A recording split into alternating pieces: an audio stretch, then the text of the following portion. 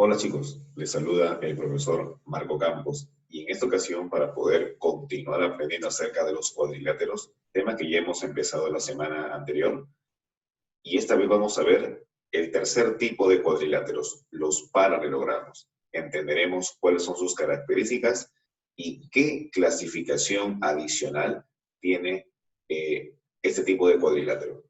Acompáñenme entonces a escuchar y ver este interesante tema dirigido para ustedes, chicos del tercer año de secundaria, en nuestro curso de geometría.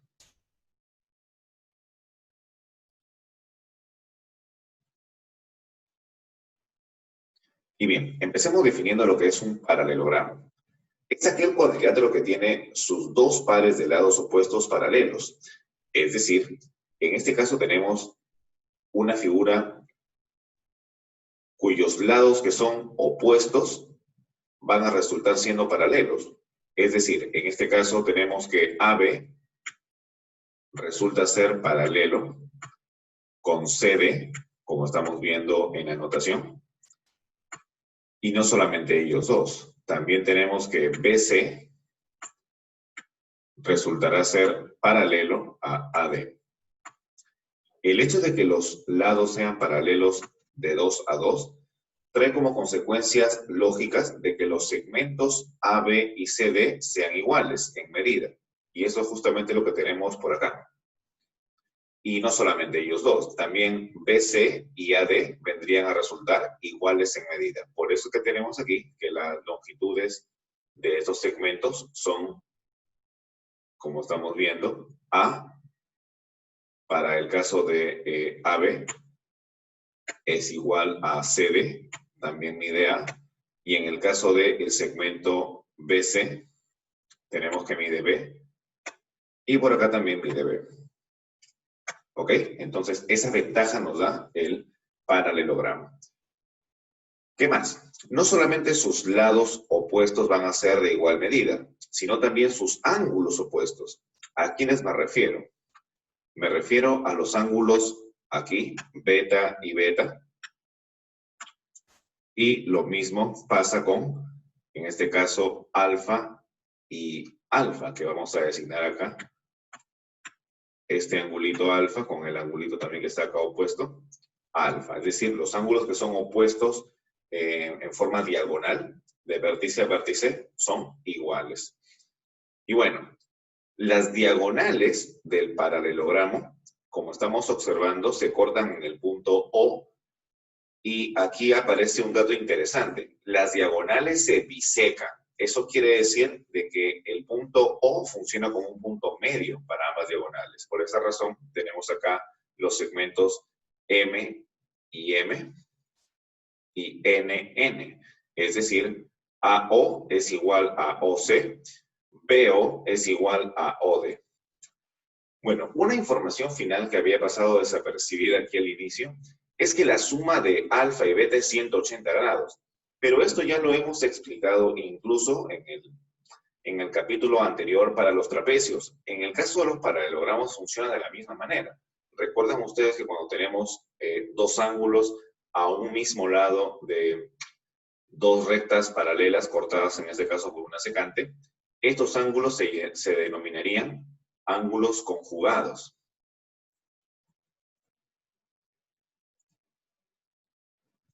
Entonces, estos ángulos conjugados, que vendrían a ser justamente alfa y beta, la relación que existe entre ellos es que la suma de los dos debe ser,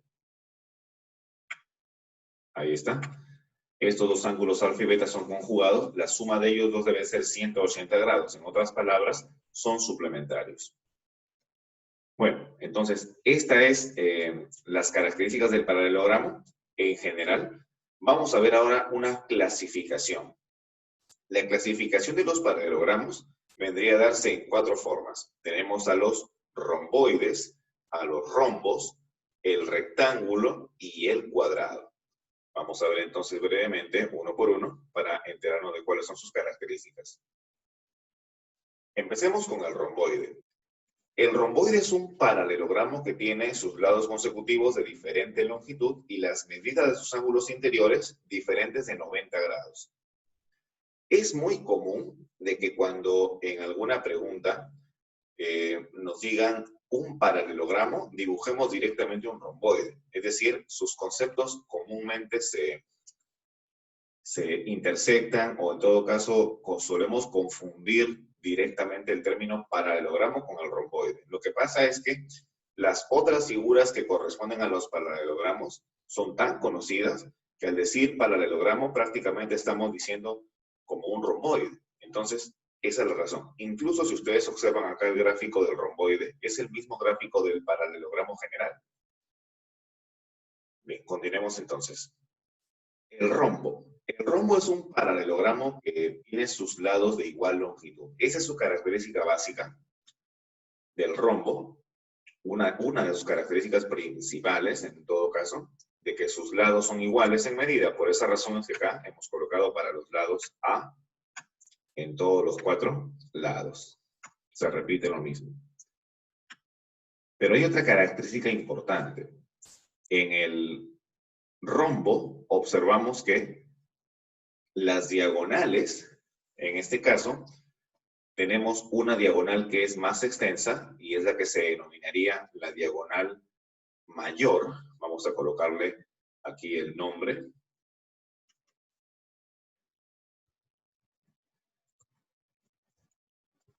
Esta es la diagonal mayor.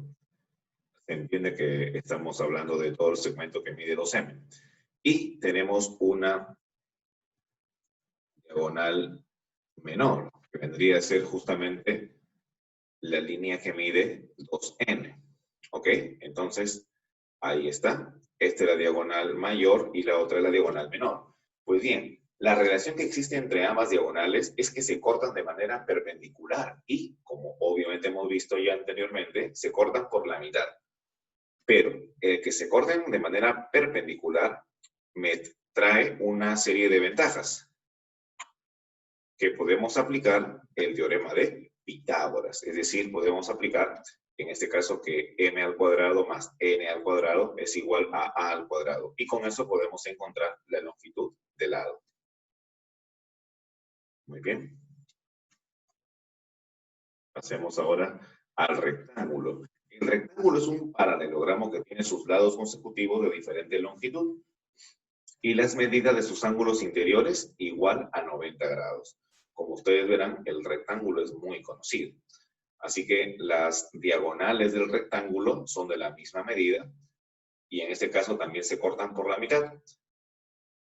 ¿Qué podemos aplicar en ese caso? Pues como tenemos la diagonal y tenemos los lados del rectángulo, tranquilamente podríamos aplicar el teorema de Pitágoras, pero esta vez para la diagonal completa.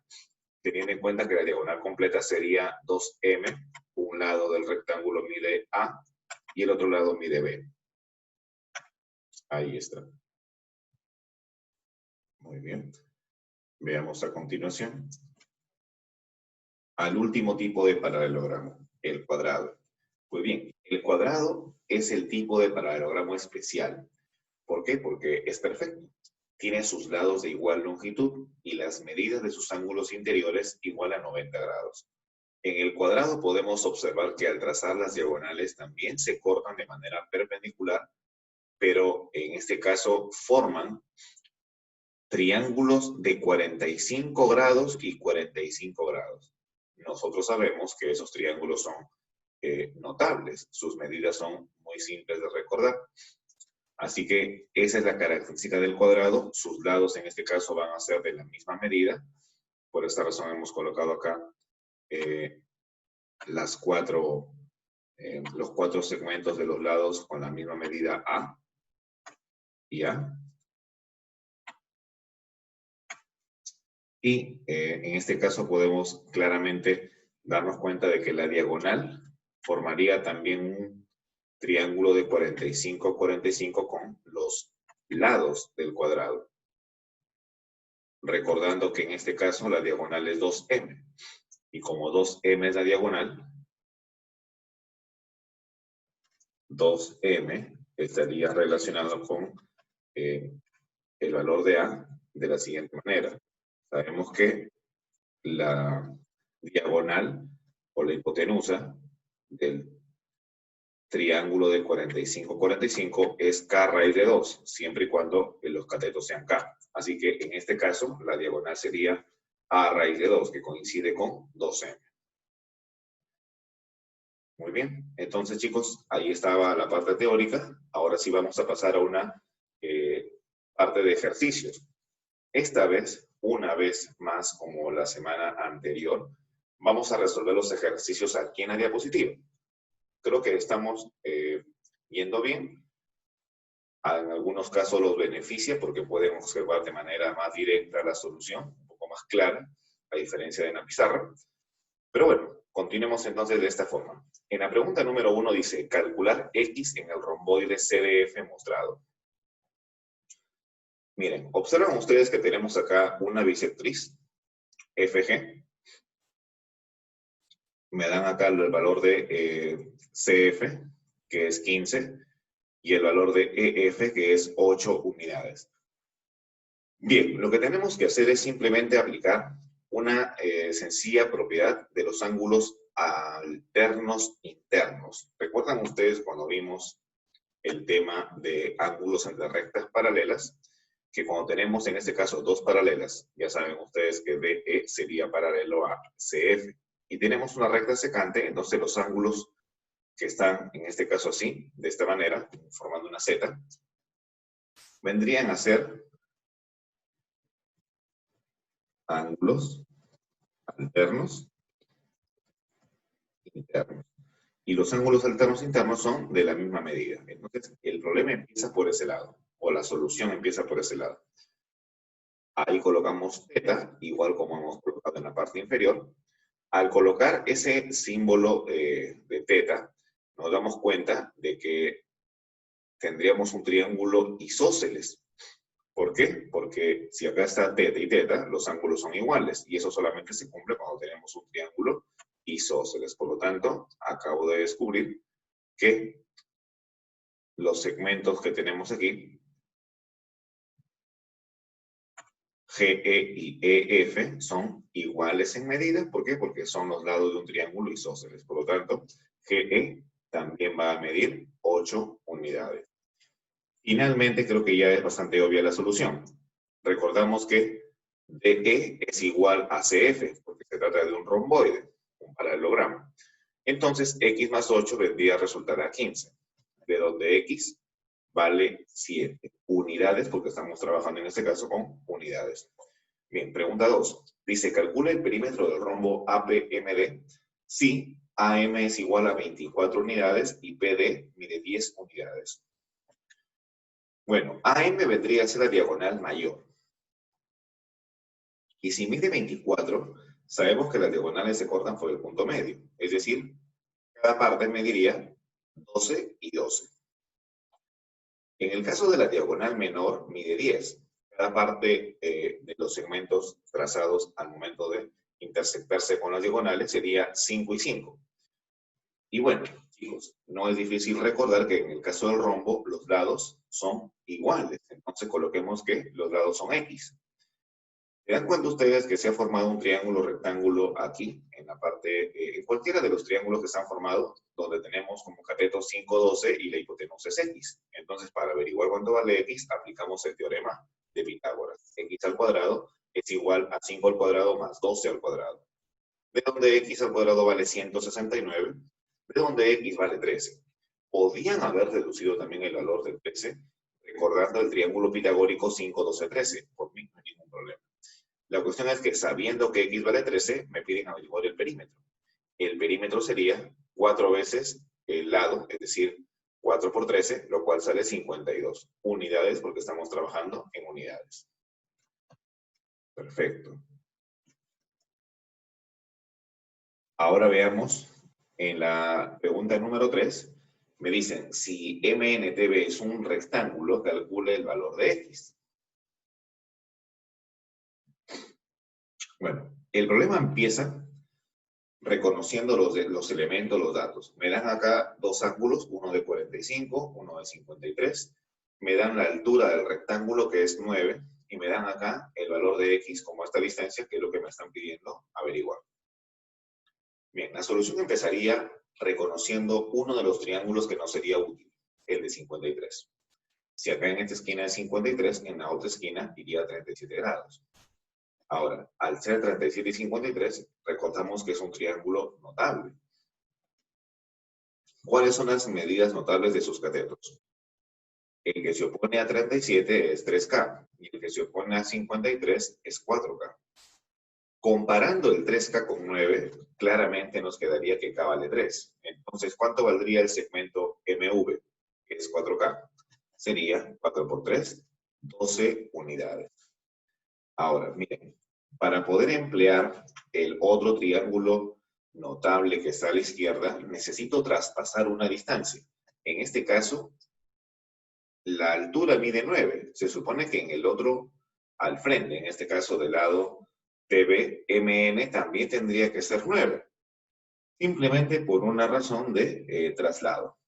Ahora, si acá es 45, el otro ángulo que va al costadito, en la parte inferior, también es 45. Y el triángulo de 45 y 45, sus catetos son iguales. Es decir, el otro cateto que está por la parte superior también va a medir 9.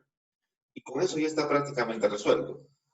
Chicos, se supone que la parte de arriba, 9 más x, debe coincidir en medida con la parte de abajo, es decir, 12. Por lo tanto, 9 más x es igual a 12, de donde x simplemente vale 3. Y la pregunta 4 es como una pregunta de aplicación. Interesante. Dice, se desea acercar un terreno de forma cuadrangular para poder sembrar y por eso se coloca 3 cuerdas por lado, algo parecido a lo que está en la figura mostrada.